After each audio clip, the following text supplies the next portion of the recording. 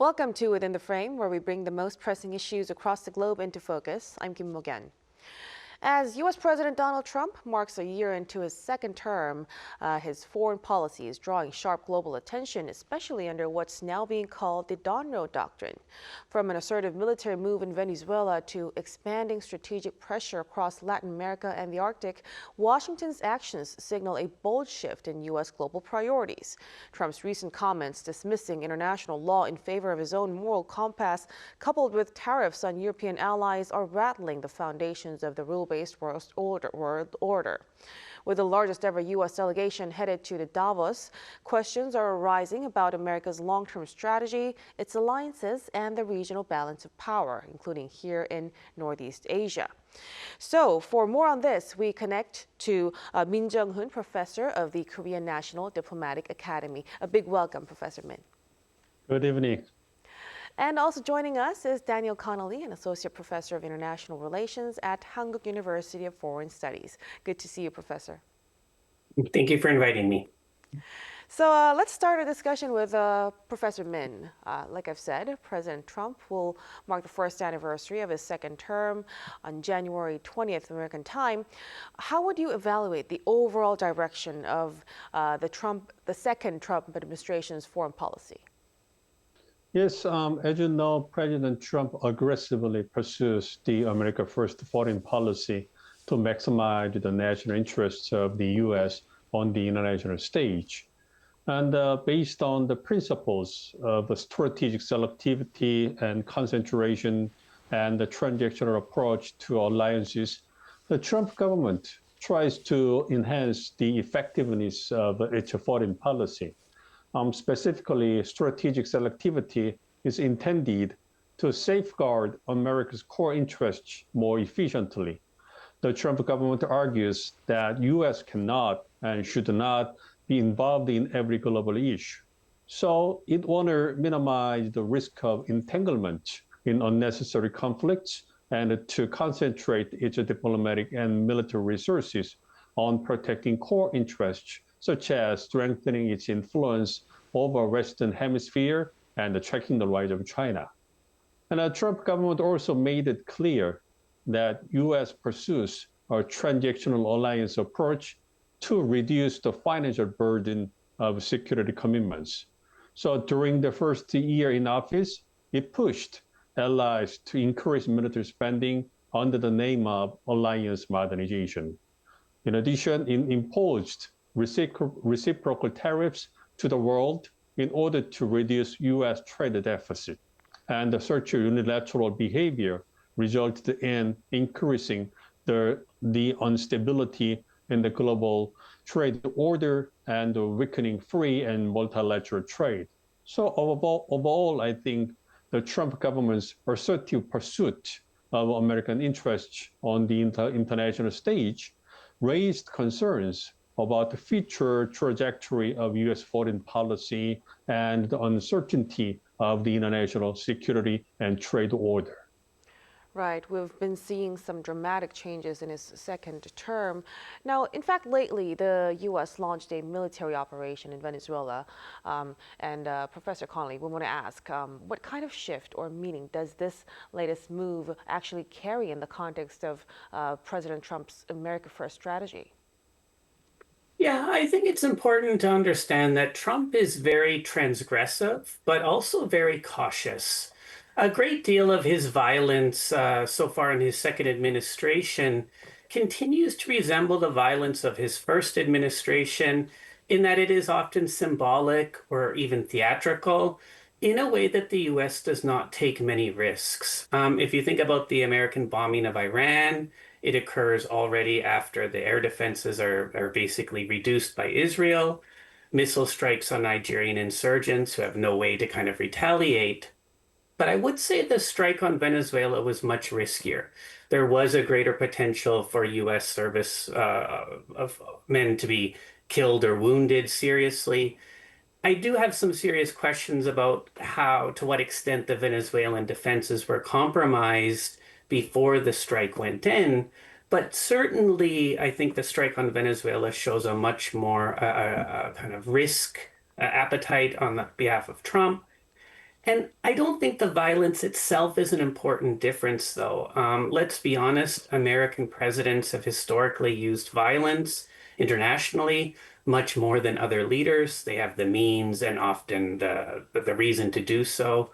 Even Obama, who we think of as the least violent US president in recent memory, oversaw the dropping of about 26,000 bombs in his final year in office. So I think that Trump's foreign policy is not fundamentally different in some sense from other US presidents. There's a strong sense of US exceptionalism in Trump's administration.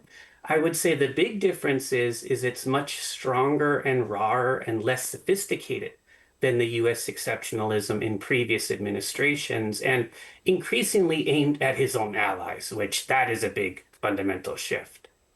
Right. So, Professor Connolly, you just mentioned that it's not really very different from past administrations. Then, how would you define what Trump calls the Donroe Doctrine, and what are the key differences between this one and the original Monroe Doctrine? Right. That's a great question. The original Monroe Doctrine, which was made in 1823, was basically intended to prohibit European colonial interventions in the Western Hemisphere. So in this sense, the original doctrine was anti-imperial. But in 1904, there was the Roosevelt interpretation of this, the corollary, and it was much more imperial. And it said basically that the US had the right to engage in police interventions in the Western Hemisphere because it was a civilized country and it had the obligation to reduce misgovernance. The so-called Trump corollary to this, which he just announced in the recent US national security document, has much more in common with the Roosevelt version in that it worries about poor governance in the Western Hemisphere causing mass migration to the United States. But unlike Roosevelt, Trump focuses a lot more on ownership of critical infrastructure and resources in the Western Hemisphere. And he himself has repeatedly emphasized that he wants ownership of places like Greenland or the Panama Canal. And this, I would suggest, is maybe a defining feature of the Donroe Doctrine compared to the original Monroe Doctrine. Clarification, Professor Connolly. Now, so it seems as though the scope of U.S. pressure is widening. So let's move on to beyond Venezuela to countries as Mexico, Colombia, and Greenland. Professor Min, what's the strategic background behind targeting Greenland and Latin America? Yes, as Dr. Connolly mentioned, the second Trump government's national security strategy, which was released in November last year, declared the survival and the safety of the U.S. as the most important strategic objective. And to this end, the strategy emphasizes protecting the American people, territory, economy, and way of life from external aggression and hostile foreign influence. And the Trump government declared that strengthening its influence over the American continent or Western Hemisphere is the top security priority. Specifically, it outlined an enlist and expand approach aiming to work with existing regional allies and partners to control immigration, block drug trafficking, and enhance land and maritime security. And it also stressed the development of new partnerships and strengthening the U.S. economic appeal as a regional anchor. And to support this, the Trump government signaled the potential redeployment of U.S. military forces to address urgent threats within the Western Hemisphere. And this strategy is called the Donro Doctrine and reaffirms the strategic importance of the Western Hemisphere to U.S. national interests.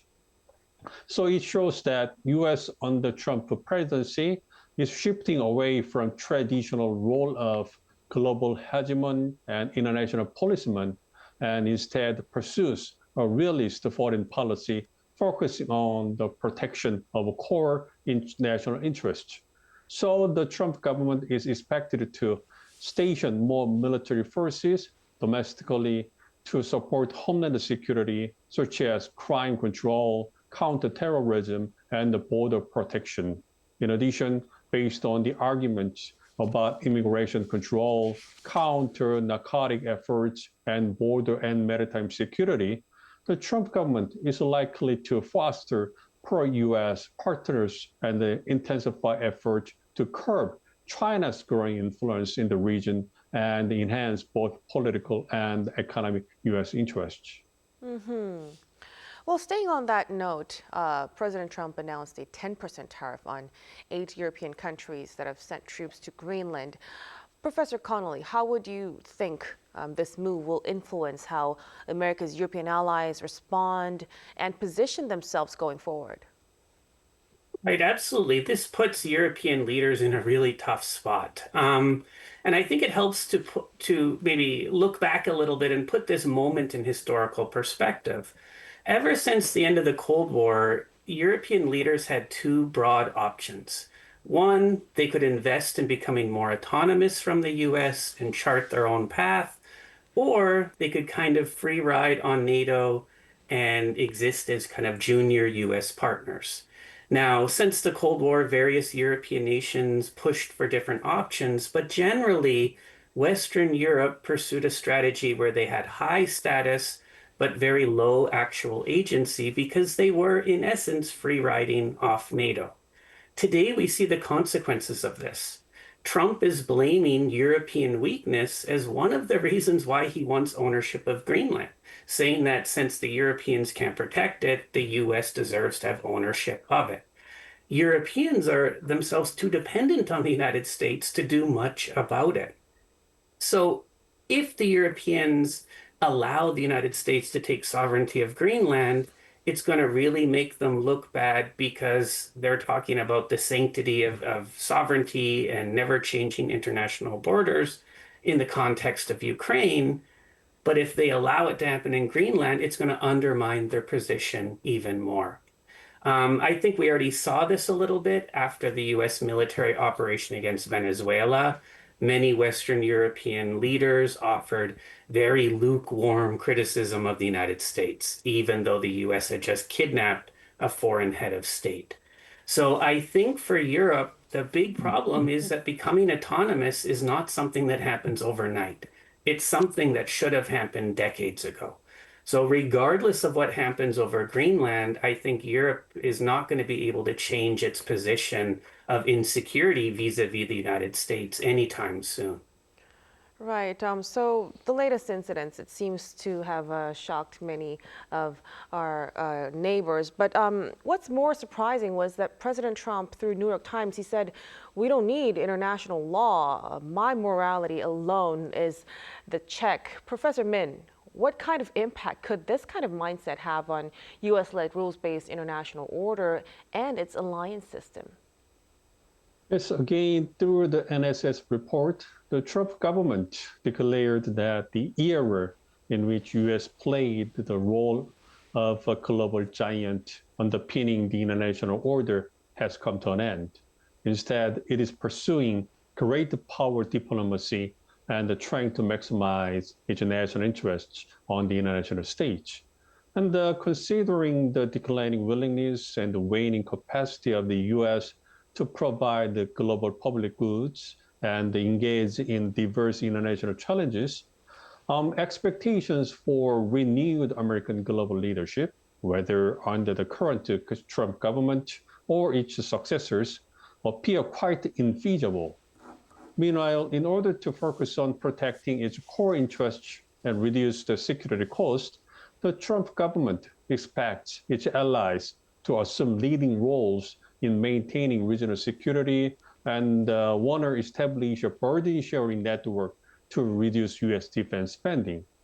And such a policy orientation led to growing expectations for South Korea to play a more proactive role in defending the Korean Peninsula under the name of alliance modernization. And as you remember, the outcomes of the two ROK-US summits held in August and October last year illustrate President Trump's priority on expanding South Korea's contributions and enhancing its military capabilities through the additional acquisition of American weapons. And considering that North Korea's persistent military threats and the rapidly shifting security environment in East Asia, it is imperative that South Korea strengthen its capabilities and further develop practical security cooperation with the United States. It seems that Washington's perception of alliance becomes transactional, and its commitment to allies appears less robust, but no other country can replace the U.S. as South Korea's primary security partner. So South Korea needed to enhance its military capabilities and develop the DRK-US alliance into a more balanced and reciprocal strategic alliance. Definitely. But it's quite concerning that many people think that American attention it's actually now fixed on the Western Hemisphere. Professor Min, how might that shift actually affect the strategic landscape here in Northeast Asia? And more specifically, President Trump recently said the Taiwan issue is Xi Jinping's decision. How would you interpret that? Well, again, the NSS reports of the second Trump government reaffirms that the security of the American continent and the centrality of U.S.-China relations in ensuring the stability and prosperity in the Indo-Pacific consists of the top priority of U.S. foreign policy. So it shows that the Indo-Pacific region is a critical theater of geoeconomic and geopolitical competition, and U.S. want to maintain strategic advantages and deter military escalation in the region. And it also emphasizes maintaining a free and open Indo-Pacific by ensuring freedom of navigation and securing stable access to supply chains and the critical minerals. And the Trump government, in the NSS report, reaffirmed the defense of Taiwan as a critical regional security priority and wanted its key regional allies like South Korea and Japan to work closely together with the U.S. for the regional security.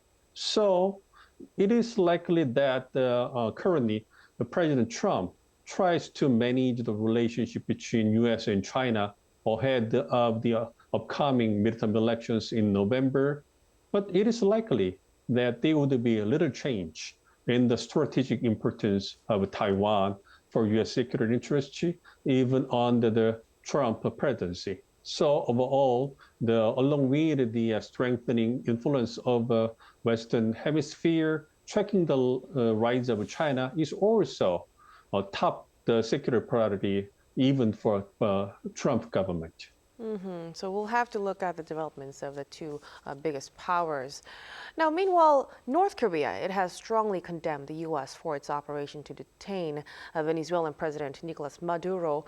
In that context, Professor Connolly, how would the Donroe Doctrine and Trump's unpredictable military posture shape Pyongyang's future strategy towards Washington? Right. I think it's greater than just the military strike on Venezuela that we have to consider. I think Trump's second administration has really shown the dangers of negotiating with the U.S. For example, the Israeli surprise attack on Iran occurred after the U.S. lulled Iranian leaders into complacency by scheduling talks, and Trump even boasted about doing this.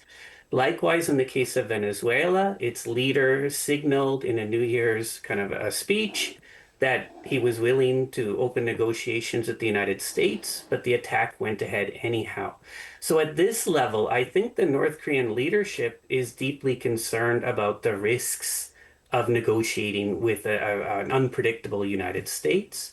More fundamentally, if the United States' behavior is resembling the so-called law of the jungle, this is only going to encourage North Korea to arm itself and double down on its own domestic security apparatus. Trump's aggression, as I mentioned earlier, is very opportunistic. It tends to be aimed at weak countries or those in the middle of a crisis. Trump shows a lot more respect for powerful countries that can threaten the United States. And I think, unfortunately, maybe one lesson that the North Korean leadership is learning from all of this is that North Korea's ability to inflict serious harm on the US or its interests is the only key to safety in this troubled era. Thank you for that. Now, finally, before we conclude our discussion tonight, so with this emerging international landscape defined by President Trump's Donro Doctrine, Professor Min, what direction should South Korea take in terms of its foreign and security policies? Yes, again, as I mentioned earlier today, the Trump government puts its strategic priority in strengthening its influence over the American continent and checking the rise of China. And it also wants its allies to play greater roles in the regional security. So U.S. wants South Korea to play a leading role in protecting the Korean Peninsula, and also want South Korea to do something more for the regional security.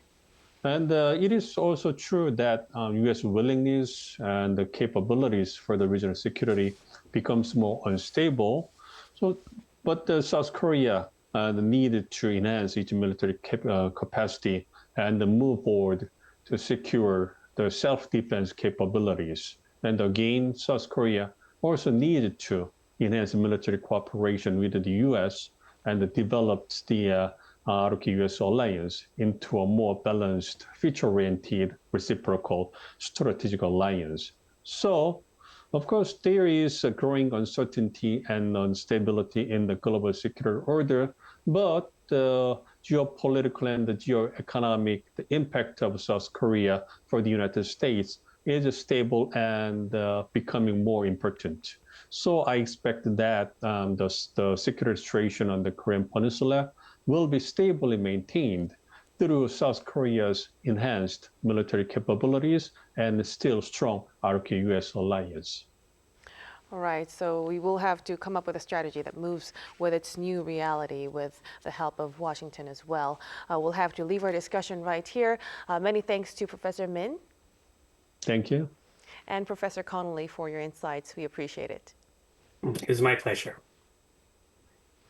And that'll be all from us on Within the Frame. Be sure to tune in again next time as we continue to explore the stories that matter. Till then, stay informed and engaged.